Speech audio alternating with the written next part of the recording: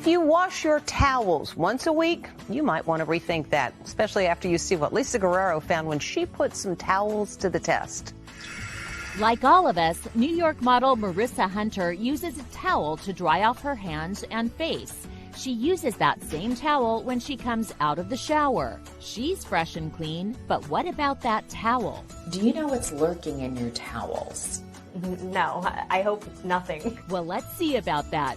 Using a standard testing procedure, we swabbed her towel with sterilized Bacti swabs. So you'll know what's in your towels. Yeah, I want to. And then we sent them off to Microm Labs in Davie, Florida. 2 weeks later, the results came back. Would they be nice or nasty?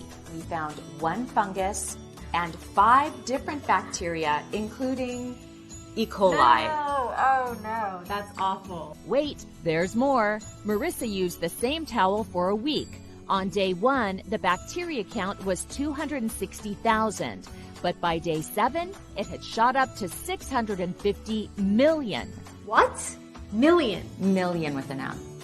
That is crazy. Those are one of the germiest things you can use. I spoke with microbiologist and University of Arizona professor Dr. Charles Gerba. If you're drying your face or your body with a dirty towel, what is that like? Well, you're actually getting more bacteria, fecal bacteria in your face than if you took your head and flushed it in the toilet. What? Really? Yeah.